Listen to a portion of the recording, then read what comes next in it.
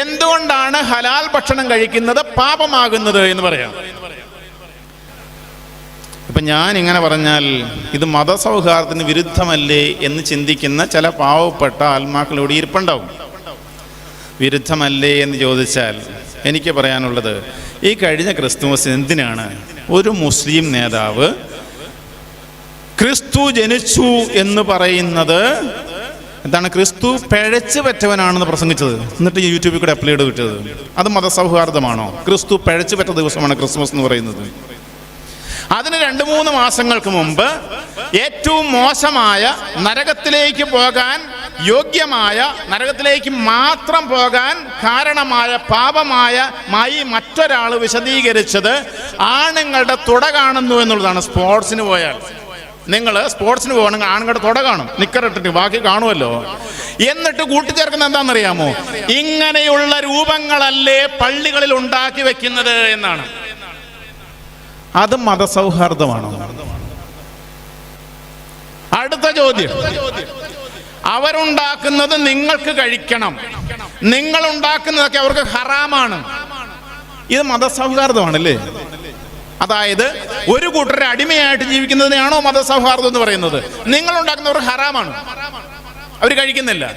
Hotel അവർ നടത്തുന്നത് എന്തിനാണ്? നമുക്ക് വേണ്ടിയാണ്. നമ്മൾ നടന്നവർക്ക് വേണ്ട. അതാണോ മതസൗഹാർദ്ദം എന്ന് പറയുന്നത്? നമുക്ക് അല്പം കൂടെ ബോധമുണ്ടാവണം. നമ്മുടെ പിള്ളേരെല്ലാം വഴിതെറ്റി പോയി കഴിഞ്ഞിട്ട് നമ്മളവരെ പഠിപ്പിച്ചുമില്ല. കാരണം നമ്മുടെ വീട്ടിൽ ഇതെല്ലാം ഇരിപ്പുണ്ടെന്നേ, നമ്മുടെ വീട്ടിൽ ഇതൊക്കെ ഇരിപ്പുണ്ട്. ഇത് കർത്താവിന് നിഷേധിച്ച ഭക്ഷണമാണെങ്കിൽ അത് അവിടെ ഇരുന്നാൽ തന്നെ നിങ്ങളുടെ വീട് നശിച്ചു പോകും. ക്രിസ്തുവിന് മുമ്പ് 1000 വർഷങ്ങൾക്ക് 1300കളിൽ മോശയ്ക്ക് ദൈവം ഞാൻ യാഹ്വയാണ്, കർത്താവാണ്, ഞാനല്ലാതെ മറ്റൊരു ദൈവവുമില്ല, ഞാനാണ് സത്യദൈവം, ഇതാണ് എൻ്റെ എന്നേക്കുമുള്ള നാമം എന്ന് വെളിപ്പെടുത്തിയിട്ടുണ്ട്. കർത്താവിന് മുമ്പ് 1000-ലധികം വർഷങ്ങൾക്ക് മുമ്പ്. അതിനുശേഷം ഈ യഹൂദര് പിന്നീട് സാവധാനം പല നാടുകളിൽ എത്തിപ്പെട്ട കൂടെ അറേബ്യയിലും എത്തിപ്പെട്ടിരുന്നു. അതെങ്ങനെ തെളിയിക്കാമെന്ന് ചോദിച്ചാൽ, നിങ്ങളുടെ കയ്യിലിരിക്കുന്ന ബൈബിൾ എടുത്തിട്ട് അപ്പസ്തോല പ്രവർത്തനങ്ങൾ വായിക്കുകയാണെങ്കിൽ, അപ്പസ്തോല പ്രവർത്തനത്തിൽ പന്തക്കുസ്തായിൽ പരിശുദ്ധാത്മാവ് വരുന്ന അവസരത്തിൽ അറേബ്യയിൽ നിന്നുള്ള യഹൂദരെയും അവിടെ കാണാം. യഹൂദരവിടെ ഉണ്ടായിരുന്നു. അതിൻ്റെ ഫലമായി പന്തക്കുസ്തായുടെ ഭാഗമായിട്ടായിരിക്കാം ക്രിസ്തീയ സമൂഹവും അറേബ്യയിൽ വളർന്നു വന്നു. 1-ാം നൂറ്റാണ്ട് മുതൽ പൗലോസ്ലിഹായിക്ക് തൻ്റെ ദർശനമുണ്ടായി കഴിഞ്ഞപ്പോൾ, വെളിപാടുണ്ടായി കഴിഞ്ഞപ്പോൾ ആദ്യം പോയി 3 വർഷം താമസിക്കുന്നത് അറേബ്യയിലാണ്. അങ്ങനെ ഇരിക്കെ അവിടെ സഭ വളർന്നു വന്നു. ഈ മദീന എന്ന് പറയുന്നത് യഹൂദരുടെ കേന്ദ്രമായിരുന്നു, യഹൂദരുടെ കേന്ദ്രം. അവിടെ ഇതേ സമയത്ത് കാബ എന്ന് പറയുന്ന ഖുറൈശികളുടെ ആരാധന സ്ഥലത്ത് അള്ളാഹു എന്ന് പറയുന്ന ഹുബ്ബാൽ ദേവൻ ആരാധിക്കപ്പെട്ടിരുന്നു.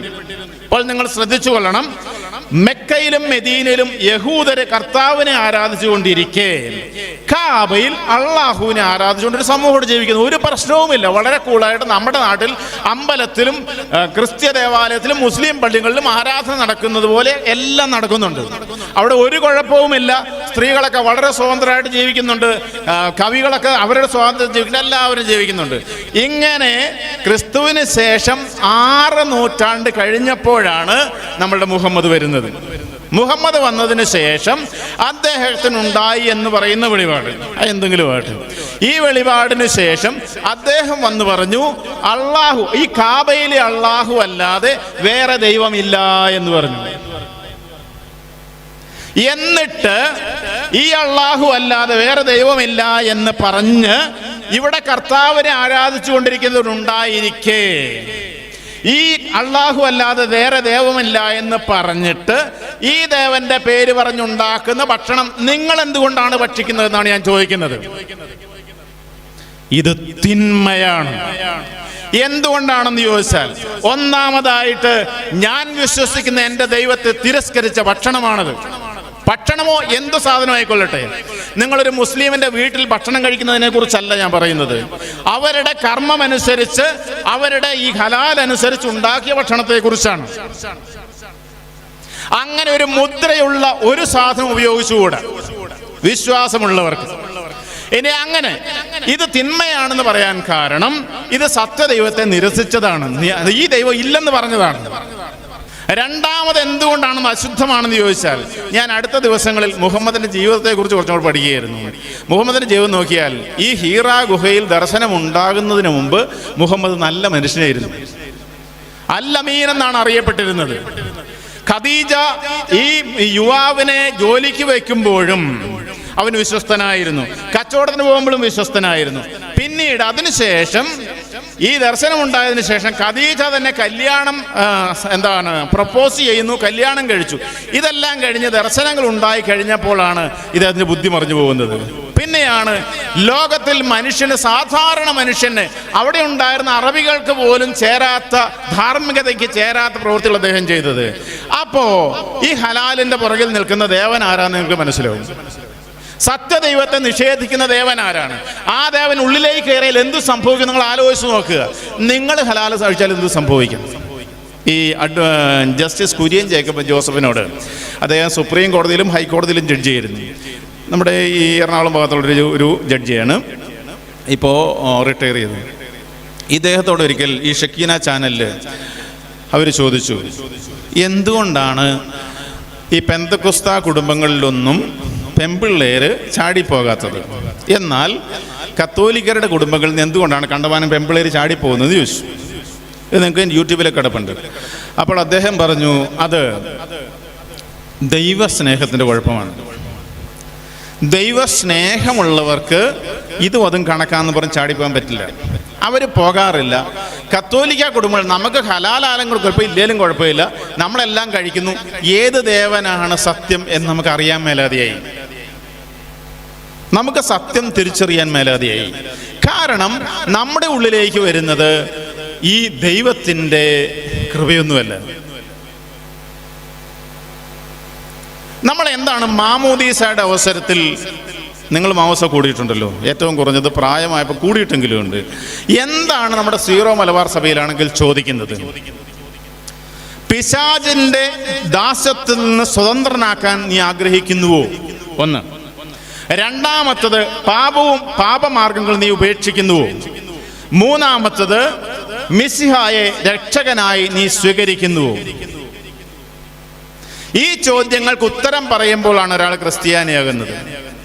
നമ്മളിങ്ങനെ ഇതെല്ലാം കണക്കാണെന്ന് പറഞ്ഞ് ജീവിച്ച് ഈ അടുത്ത കാലത്ത് യൂട്യൂബിൽ വന്നതാണ് ഒരു മുസ്ലിം സഹോദരൻ, പേരുകെട്ട മുസ്ലിം സഹോദരൻ, വളരെ ശാന്തമായിട്ട് പറയുകയാണ്, എൻ്റെ വീട്ടിലുള്ള ചേട്ടനും കെട്ടിയത് അച്ചായത്തിയാണ്, ഞാനും കെട്ടിയത് അങ്ങനെയാണ്, എൻ്റെ മക്കളും അങ്ങനെയാണ്, അച്ചായത്തിമാരെയാണ് വളയ്ക്കാൻ ഏറ്റവും എളുപ്പം.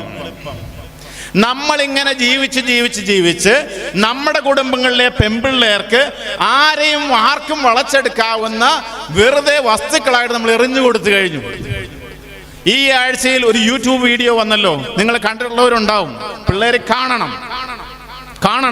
ഒരച്ഛൻ എറണാകുളത്ത് നിന്ന് കാക്കനാടിന് പ്രസംഗിക്കുന്നതാണ്. എന്താ കാര്യം? ഒരു പെണ്ണിനെ കെട്ടാൻ വരുമ്പോൾ ഞാൻ ക്രിസ്ത്യാനിയാകാൻ തയ്യാറാണെന്ന് പറഞ്ഞൊരു യുവാവ് വരുന്നു. എന്നിട്ട് മാമോദിസ മുങ്ങി പേര് രജിസ്റ്റർ ചെയ്യുന്നു, എന്നിട്ട് പൊട്ട് പോലെ വലിച്ചെറിയുന്നു. നമ്മുടെ കൂതാശകൾ അവർക്ക് പുല്ലുപോലെയാണ്, അവരത് എന്തും കാണിക്കും. അങ്ങനെയുള്ള ഒരു ദേവനെയാണോ, ആ ദേവന്റെ പേര് പറഞ്ഞിട്ട് നിഷേധിക്കുന്ന ഒരു ഭക്ഷണമാണോ നിങ്ങൾ കഴിക്കുന്നതെന്നാണ് എൻ്റെ ഒന്നാമത്തെ ചോദ്യം. രണ്ടാമത്തത്, ഇത് അശുദ്ധമാണ്. വീണ്ടും ഞാൻ നിങ്ങളെ അനുസ്മരിപ്പിക്കുകയാണ്, ഒരു മുസ്ലിം സഹോദരൻ സാധനം ഉണ്ടാക്കിക്കൊണ്ട് അശുദ്ധമാവുകയില്ല. അത് ഹലാൽ ഭക്ഷണമാണെങ്കിൽ നമുക്കത് അശുദ്ധമാണ്. നാം ദൈവത്തിന്റെ ഛായയിൽ സൃഷ്ടിക്കപ്പെട്ടവരാണ്, മഹത്വമുള്ളവരായിട്ട് സൃഷ്ടിക്കപ്പെട്ടതാണ്. മറ്റുള്ളവരുടെ ഉച്ഛിഷ്ടമോ അവരുടെ വിസർജ വസ്തുക്കളോ ഭക്ഷിക്കാൻ സൃഷ്ടിക്കപ്പെട്ടവരല്ല. നമ്മൾ ദൈവഛായയിൽ സൃഷ്ടിക്കപ്പെട്ടവരാണ്. ഇത് അശുദ്ധമായ ഭക്ഷണമാണ്. ചില ആളുകൾ ഇപ്പോഴും ചിന്തിക്കുന്നത് ഇത് രണ്ടും ഒരു ദേവനാണെന്നാണ്. ആണെങ്കിൽ ചോദിക്കുക അവരോട് പോയി, സർവശക്തനും പിതാവുമായ ദൈവമാണോ അള്ളാഹു എന്ന് ചോദിച്ചാൽ അല്ല എന്നവർ പറയും. കാരണം അള്ളാഹു പിതാവല്ല.